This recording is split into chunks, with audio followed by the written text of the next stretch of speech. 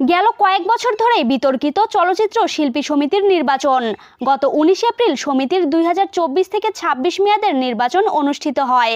নির্বাচনে জয়ী হয় মিশা ডিপজল প্যানেল। ইতোমধ্যে কাজও শুরু করেছেন তারা।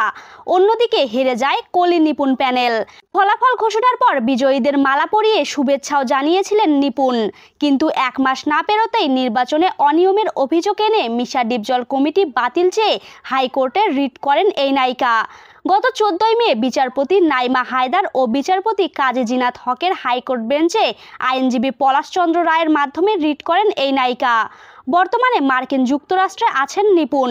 সেখান থেকেই দেশের একটি গণমাধ্যমে অভিনেত্রী জানিয়েছিলেন, বিষয়টি যেহেতু আদালতে উঠেছে সেখানেই দেখা যাবে এটা নাটকীয় না রিয়েলিটি।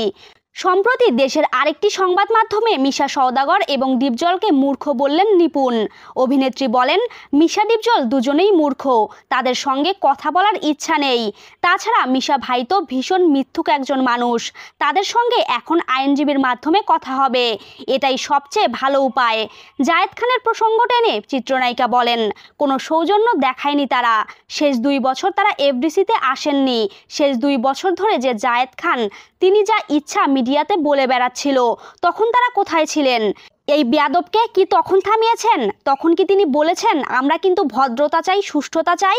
তার মানে কি দাঁড়ায়? তারা এই বেয়াদবটাকেই পছন্দ করেন। প্রসঙ্গগত, চলচ্চিত্র শিল্পী সমিতির ২০২২ থেকে ২৪ মেয়াদের সাধারণ সম্পাদকের চেয়ারে বসা নিয়েও দ্বন্দ্বে জড়ান নিপুণ এবং চিত্রনায়ক জায়েদ খান। একে অপরের বিরুদ্ধে অভিযোগ পাল্টা অভিযোগের পর মামলা গড়ায় আদালত পর্যন্ত। এবারের নির্বাচন নিয়েও নতুন কমিটির সঙ্গে দ্বন্দ্বে জড়িয়েছেন এই নায়িকা।